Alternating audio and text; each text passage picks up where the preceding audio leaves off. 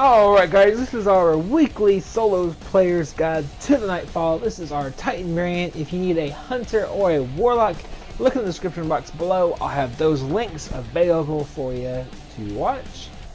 So if you need those, go ahead and go there. Also, if you need a Challenge of Elders guide, I've got you hooked up as well in the the description box below. So look for that if you need it, and subscribe to the beautiful channel because we do all of these videos between Tuesday and Wednesday. So if you need any of those every single week or every once in a while, hit that sub button and turn on notifications if you want this video. Let's go ahead and look over our the modifiers, and then we'll hit up the setup that we're using, and then we'll hit the guide. Modifiers this week include Arc Burn. Arc damage from any source is greatly increased. Small arms. Primary weapon damage is favored, but do keep in mind that will take away from your special and heavy weapon damage output, so there's that. Juggler. No ammo drops for your equipped weapons, so constantly, rotate your weapons as you get kills. That way you don't run out of any one type of ammo. Airbourne. Players deal more damage while in the air, so jump as often as you can. And Daybreak. The darkness grows stronger and so do you. Form a fire team of 3 or 1, I'm assuming if you're watching this video, and unleash your light with greatly increased ability recharge. So think like Mayhem Clash. Something along the lines of that.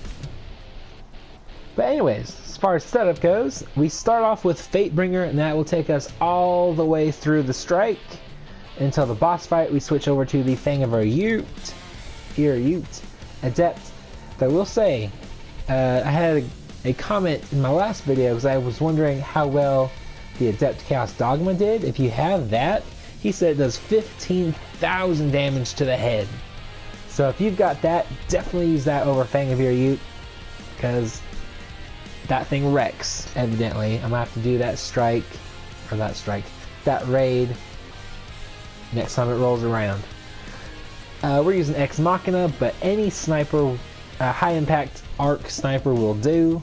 So Event Horizon, Devil's Dawn, anything like that is. Now if you don't have raid weapons, I would suggest a high impact scout rifle, but I've also what's it called? Shallow Supercell also does a butt ton of damage, since that's also arc and a regular exotic primary, so keep that in mind. And then we start off with my Something Wicked, just because I wanted to try out the how the cluster bombs would work in the PvE. Wasn't too impressed. Switched over to the Song of Adept, but any arc, I would say any arc machine gun is going to treat you really good, especially in the boss fight. You do not want to be using rockets. Using the Armamentarium, gain an additional grenade charge, so booyah for extra grenades. And then we're going Unstoppable. You are harder to kill while using Fist of Havoc. That used to it bounces you out with full armor if you set up like this, so you're a whole lot harder to kill. We're also rocking Transfusion. Kills with Storm Fist or Shoulder Charge immediately trigger health regeneration. Might help you out in some sticky spots. Discharge. Hits with Storm Fist deal an area of effect damage around the target. I never take that off PvE or PvP, just because it does area of effect damage, so it's going to deal damage to more than one person if they're close enough. As far as super goes, it's really your choice. I prefer Shockwave, to be honest, just because it reaches out further, well, in one direction anyways. And then Jump, and then I like Lightning Grenades. Who doesn't love Lightning Grenades? That's probably what you want to use. But anyways, let's go ahead and get into this guide. Alright, so this strike starts straight off the back with the Nightfall area. Go ahead and just kill everything here. It won't take very long, especially if you're using an arc primary like Shallow Supercell, Fatebringer, Fang of Adept, Necrocrasm, anything like that. especially if you've got something with Firefly on it. It will take no time at all to kill these guys. So just go ahead and run straight through them. You can skip it if you want, but for points, that way you don't have to really rush the boss fight. In my opinion, it's worth it. But go ahead and kill these guys, and then if you want, you can do what I do and just bum rush these guys coming out of the ship and blast them with a super. As you can see, Shockwave for the win gets them all in the one go. You'll get a butt ton of points. So you definitely want to be popping as many supers to kill as many things as possible. Every orb medal will give you like 200 points maybe. So definitely very helpful.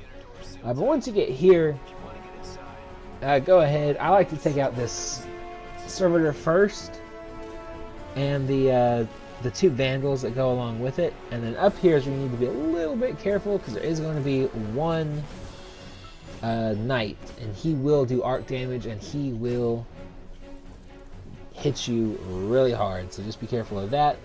Then there's going to be some vandals, or not vandals, but dregs down here. Go ahead and kill them.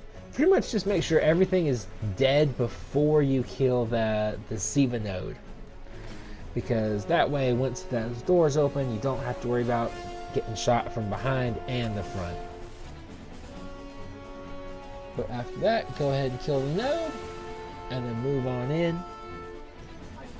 This is where you'll see the disappointing cluster bombs be disappointing. They don't really hit anything, unfortunately.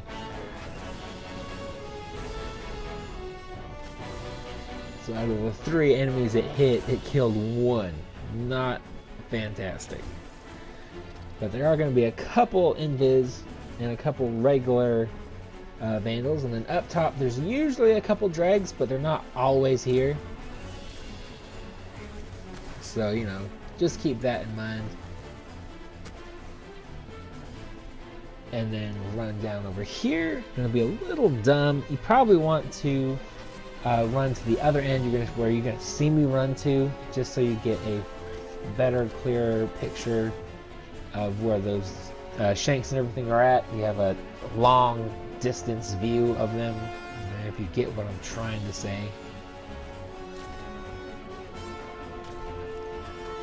Here I am sucking at sniping, per usual. But there's going to be like, I don't know, it feels like 20 shanks in here, but it's probably only like 6. So go ahead and kill them. And there's also one captain. If you have your super, it's probably a good spot to use it, is in that last section. Go ahead and take these guys out, and there's going to be another captain here, as well as 3 or 4 vandals. Well, there's normally a captain in there, not this time, I guess. So go ahead and take out the node after that, and then move on. Alright, once you get here, there's going to be 2 servitors.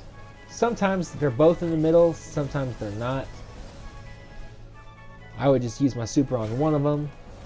And then there's going to be a bunch of vandals. As you can see, that's where the other servitor is if he's not in this main room. And then there's going to be some, there should be a captain in here, as well as some dregs and vandals. So just be careful of these guys. Yep, there's the captain. And there's a guy sniping in the back.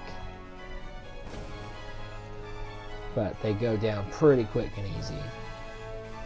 Let's go ahead and kill the thingy, and then we'll move on to the next section.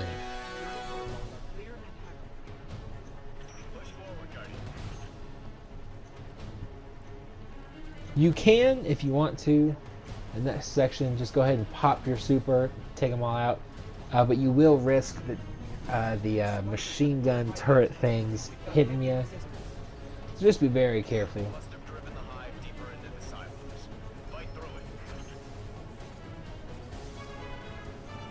And then, yeah, you should be good to move on. But I would say definitely kill those turrets before you move on. There we go. ahead and pick up whatever ammo you got. And it's pretty much just a chill, easy Daybreak strike, to be honest. If there was an easier strike, I'm not sure what it would be. Maybe Suffix Perfected, that would be a good one. But anyways, go ahead and kill whatever enemies there are in here. It usually varies sometimes. In here though, there's going to be some vandals. Be very careful of these guys because all of their melees do arc damage, so they will hit you pretty decently hard.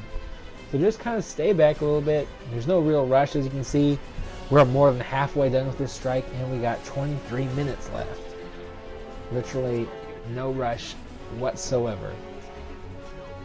So just go ahead and take your time, kill everything, move on. This next section is going to be 3 of these guys. I always forget about them coming down.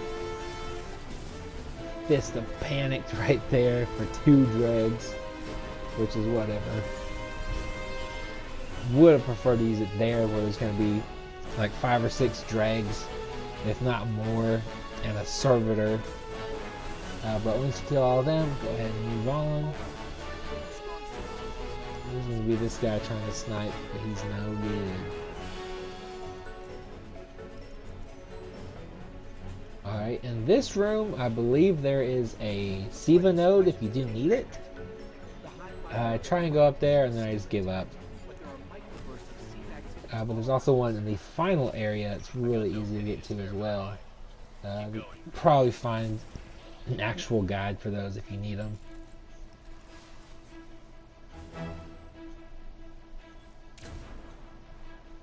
But go ahead and kill all these dregs.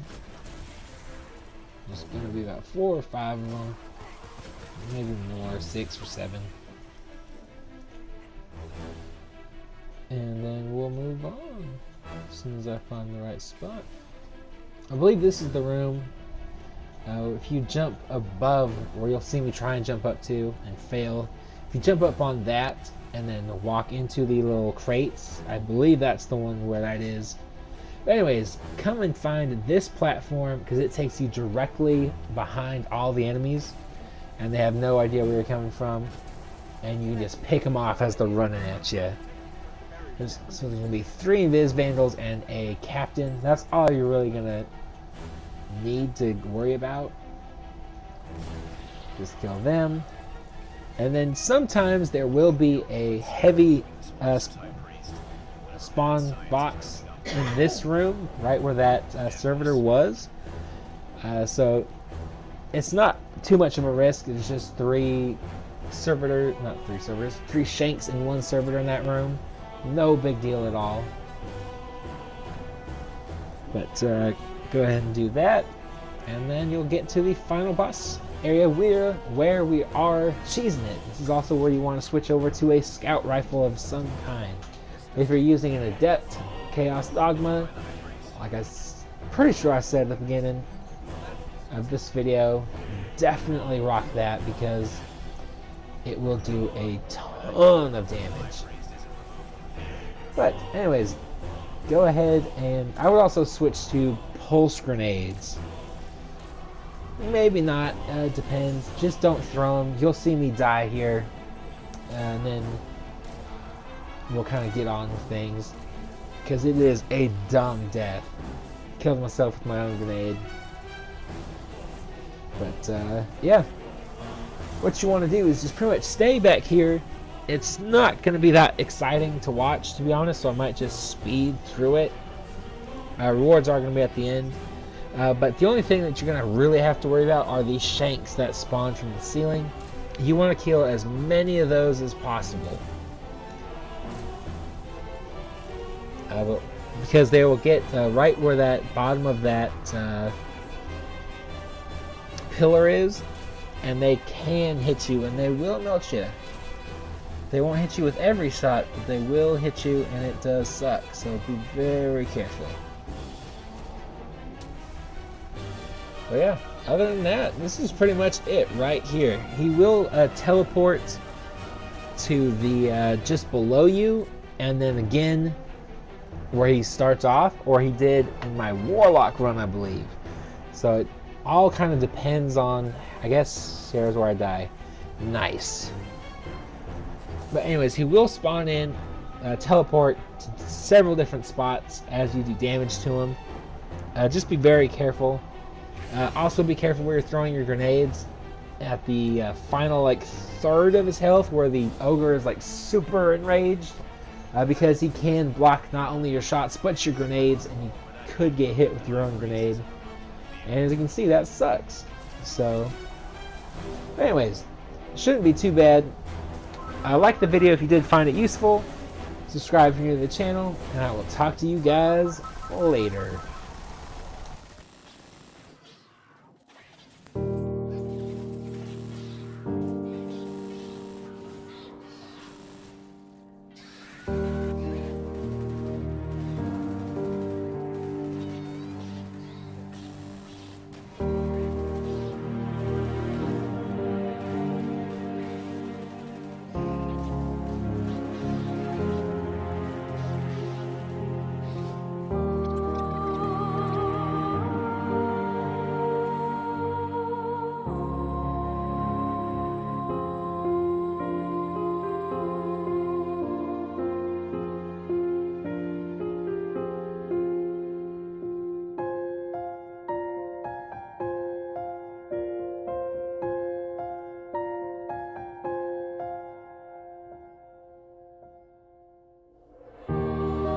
Back for them when you're ready.